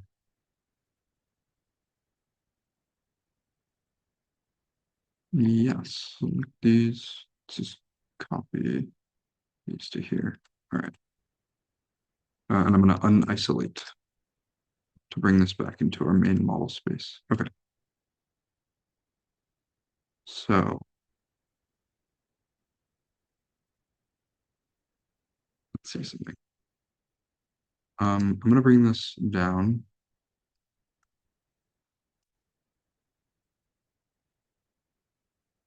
Right. So now we've got our nice hatch or poche or whatever, and you can edit these hatches to be whatever. Um, yeah, cool. We've got our outline of our entire project. Right. And this one, you know, um, and these, we are not going to use them for now. And then the viewport rectangle, which is basically the viewport rectangle is a physical representation of the camera extents when you take the Make 2D, which is really nice because I'm going to show you in 1 second what you can do with that. Um, so we're going to open the model back up. Um, I'm going to show you how I get very nice shadows on drawings. Um, so I use V-Ray mostly. You don't have to use V-Ray for this.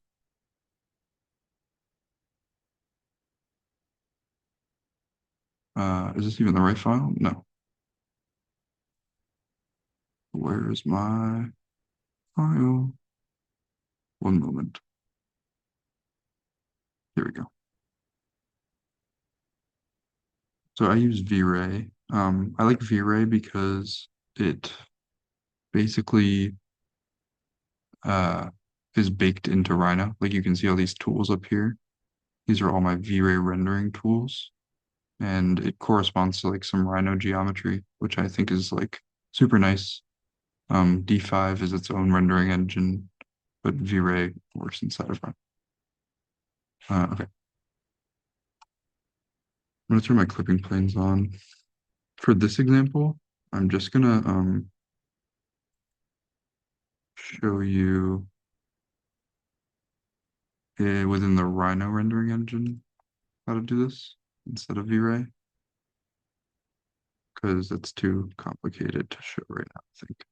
All right, I'm gonna go up here, render properties, change this back to Rhino, hit OK. All right. My current render is set to Rhino. Cool. I'm gonna go into, well, first, I'm gonna save this file because I just worked on this for a while. Good.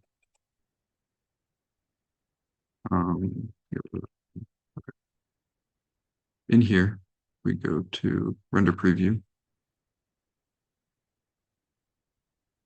It should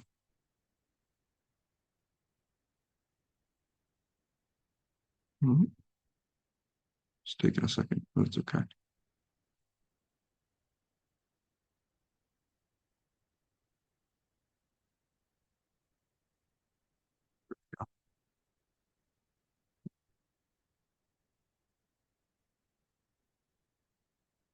It's just gonna take a second because I just switched the render engine. Okay, cool.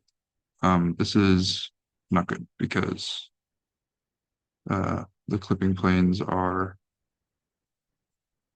interfering with the render. I think we can change that by, let's just go into rendered view. Here we go.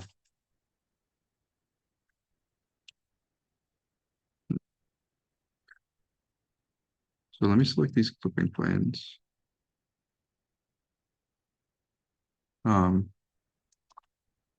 I want to go to my render properties and edit some things. I want to use a transparent background. I don't want the ground plane. I do want my sun. I want my skylight. Um, this is all okay. I want my texture bit quality to high just because. And then I want to set this to viewport in the dimensions of this. I want it to be the size of my viewport. Then I'm going to put it on final quality, which you don't have to do. You could do good quality, whatever. And I'm going to do, let's do a 360 environment. Actually, it's fine. No environment. Background is transparent. Doesn't matter. Okay. Um, hit OK. In the, let's see. I don't want my clipping planes to cast shadows. Um, and I want to turn off my glass layer in the model.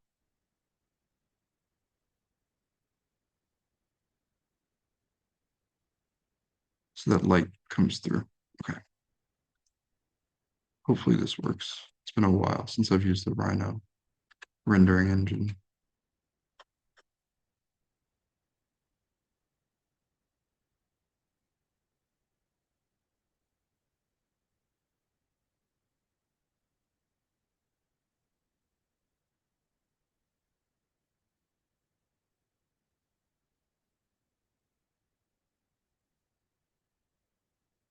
Okay. Looks a little better. It's still pretty dark, but we can turn off this denoise and let's see.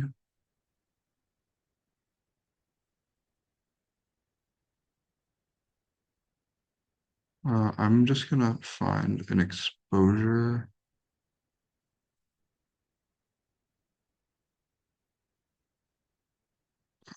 Raise the, no, we don't do this. Don't put a brightness contrast.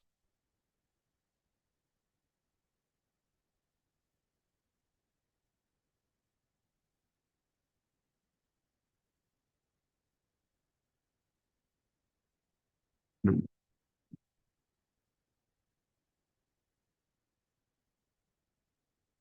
definitely don't do that.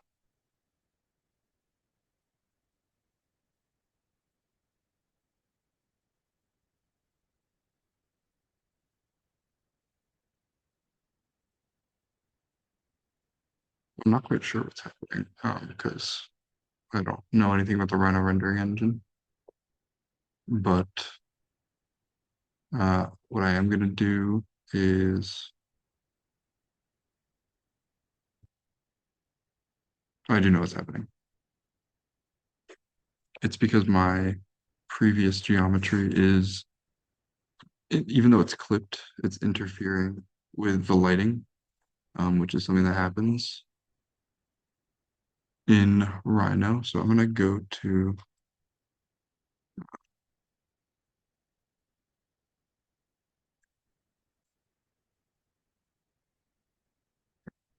render properties. Uh,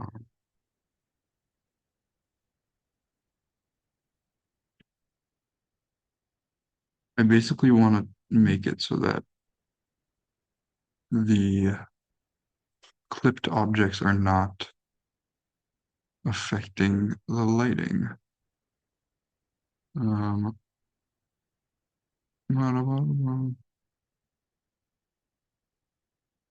but because I can't find that, I'm not going to do that. Instead, what I'm going to do is make a custom display mode. Um, let's do that. I'm going to work with the pen display mode because it's my favorite. But actually we should use the render display mode. So we'll do rendered. I'm gonna go here in where this little drop down is and click um, display options. In the display options, you can see right here, display modes. If I click rendered, or even honestly, we'll do ray traced maybe. That might not look good though. Let's see.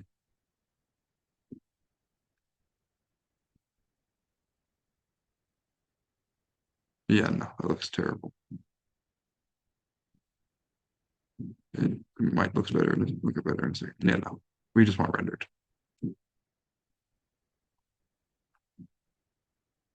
Okay, if I go here and I go to um, display options and I go to display modes and I click on rendered, I click copy.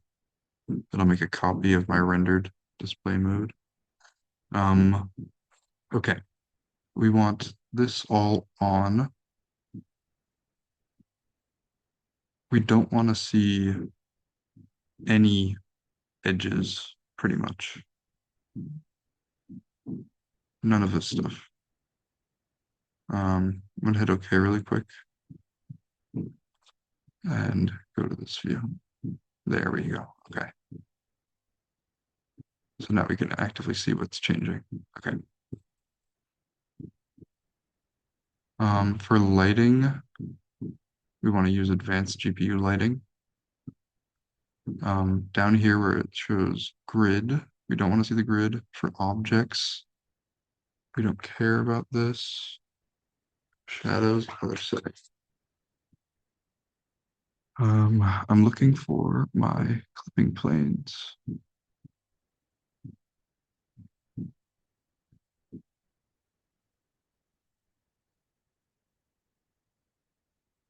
Clipping planes. We don't want to highlight the clip section. We don't want the section highlight. We don't want the edges, right? We just want it nice and clean with no lines whatsoever. So this is pretty good right now. The other thing that we should do is go to shadows, just make them high quality. We want nice and sharp shadows. I mean, at least I prefer them. If you put to softer, it'll make them nice and soft if you want that. I don't like that. No blurring at all on the edges. We want clean, right? No artifacts. Um, we don't want transparent shadows casting any shadow. Let's see what happens if we turn this on. No, we want this off and the intensity at 100. Okay, looks good to me. Oh, the other thing in here is if we go to the background, we want a transparent background with no shadows.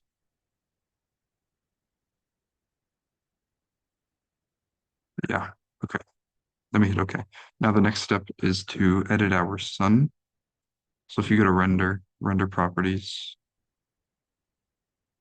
and you click on sun settings, you can see the different options that we have. I have it set up so that I just click here and they're right here. And you want to basically choose a time uh, that highlights something kind of important in your project. Let's see. So this is February, which we don't really care about. I just like to do something that looks nice. Like this, I think these shadows are pretty nice. Maybe they're a little bit too intense, so maybe we'll go a little earlier. like this, or maybe we go to a different month. You just find something that looks good with your project.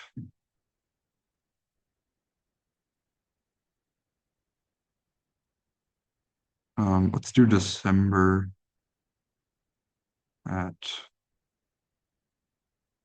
let's do December at, I don't know, 9 a.m. ish. I'm okay with this for now. Um, I'm gonna lower the intensity just a little bit. You know what? No, I'm not, because we'll edit this later. I'm gonna keep the intensity the same. Then I'm gonna go to here. Go to my display options again. I don't want my light, right? I don't want my lights uh to have color. Um, and I find that this is maybe, let's see.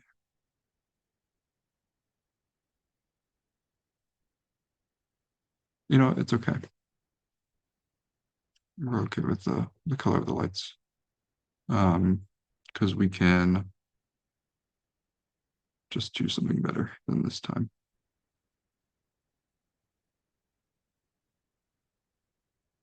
This doesn't have to even really like it's not that serious if you know, it's just this part is just to show depth pretty much.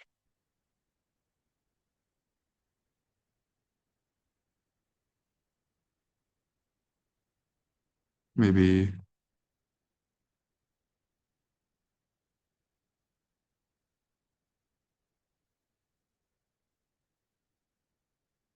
let's see. I'm not sure what I like right now.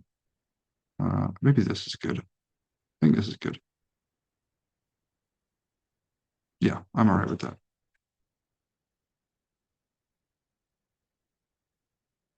I am gonna lower the intensity a little bit because some of the stuff that we want to see is getting washed out. So I brought it to 0.29. Then what I'm going to do is view capture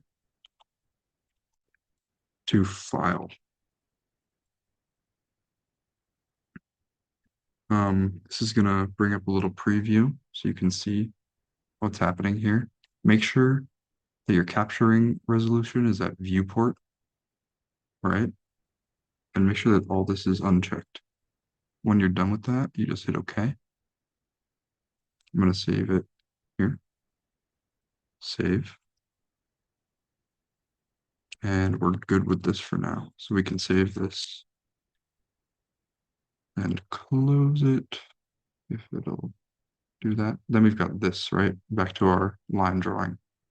Um, I'm gonna now, I feel like I'm ready to export this to Illustrator. So I'm gonna type in export.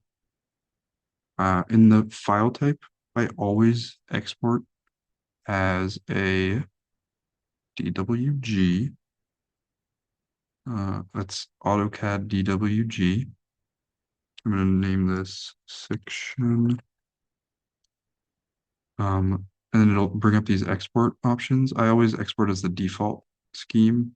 Um, and I'm gonna hit OK. All right.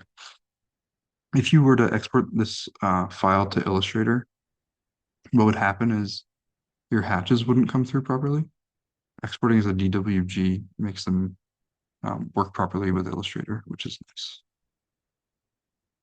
Okay.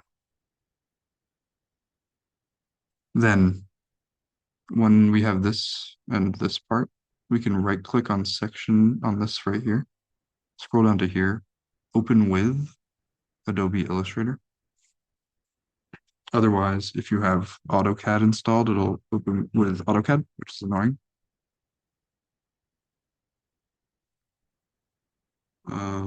Illustrator is opening.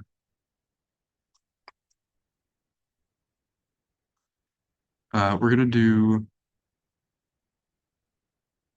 let's think about this. So I usually scale, I figure out the size, since I work with viewport rectangles, um, I don't need to scale uh in like the default way in Illustrator where you would like know your conversion. What I usually do is I will, let's see, um, let's just look up CAD scale factors, right?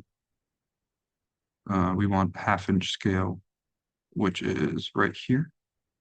It's 1 to 24. So I'm going to select this. We're just to re-export because I forgot to do this step. 1 over 24. Actually, we don't even have to re-export. You'll see. So I'm gonna make a copy of this. Not even this, just the viewport. Really. I'm going to select this scale. Right click to select the center. 1 over 24 for half-inch scale. And let's see uh, what this size is. So this is 1.4993 feet by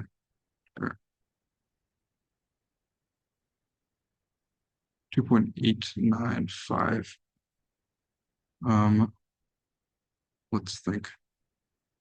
We are gonna, yeah, wait, let me get rid of this. Hello.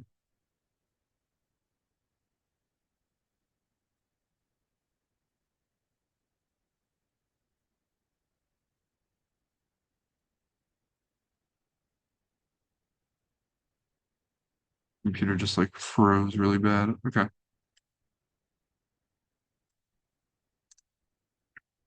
let's see. Okay, so I converted this dimension from here to here into inches, which is 34.74. Just keep that in mind. I'm gonna select scale to fit artboard, hit OK. When this loads in, it's gonna like say that it crashed or something. It sometimes does that. And some of the lines get weird. And you can see this is obviously in the wrong scale, but we have the viewport rectangle. I'm gonna delete this. So we know, since we just checked in Rhino, that for this drawing to be in half-inch scale, this viewport rectangle needs to be 34.74 inches wide. So I go back here, I select everything. Over here, I make sure that my match proportions is on and just type in 34.74. And it basically just scales my drawing for me. Then edit artboards. I'm gonna get rid of this. I'm gonna hold down Shift. While I'm holding down Shift and hovering over my bounding box, I can click on it and it'll just make an artboard for me. Exit, delete, exit. Okay. And right out of the gate, like this is already looking pretty solid. We've got all of our layers, so I'm going to organize them again into their corresponding. With these up here, 02, 03, 04, 05, 4.5, 3, 6. This goes at the bottom. This is our darkest, actually, this blue.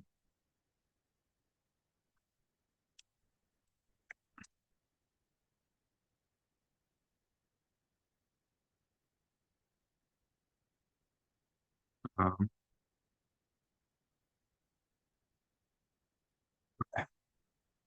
so I'm going to just set everything to 0.25,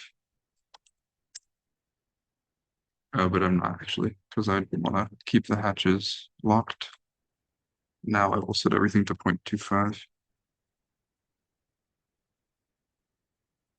The hatches, I'm going to make 0.125, like that, nice. Um, and then I'm going to go through and like individually edit things. So I have a couple of duplicate viewports so I can delete them. I'm going to make a new layer down here and I'm going to import, right? Remember that viewport capture we took. I'm gonna just drag it in, minimize this. I'm gonna click the align tools and make this 34.74 and just align it.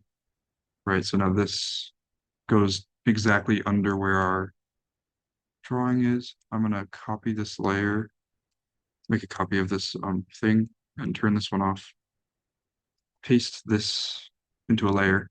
Then what I like to do is I'll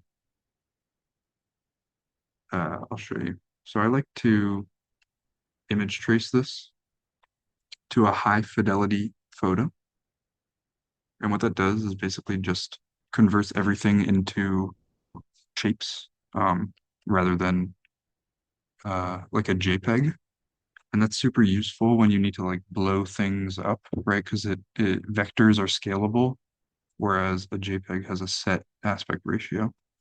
And I'm going to edit this and turn this mode to grayscale.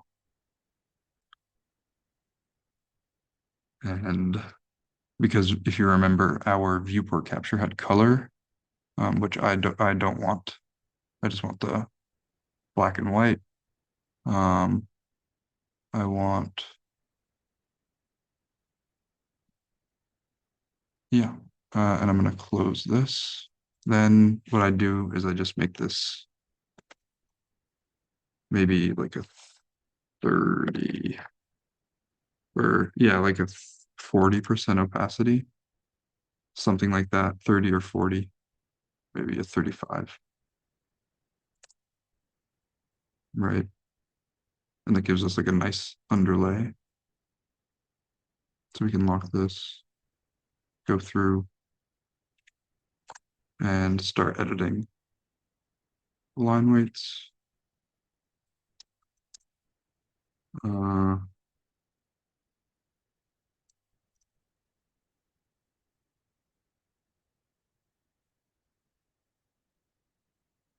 we don't need this, or do we? I guess we do.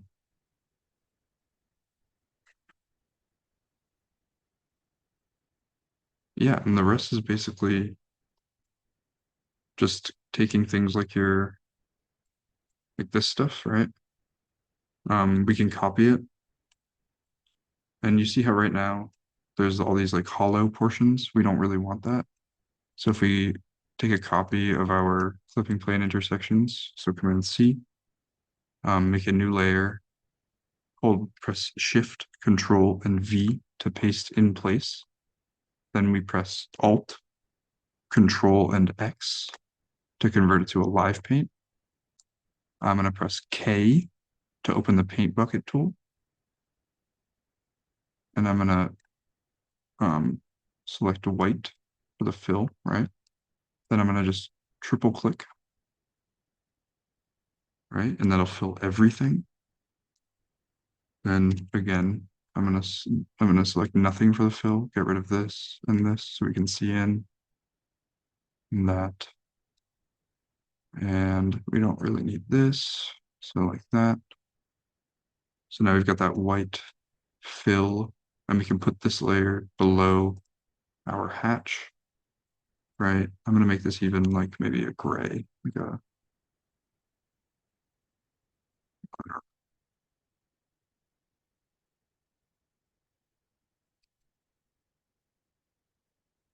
the rest is really up to you.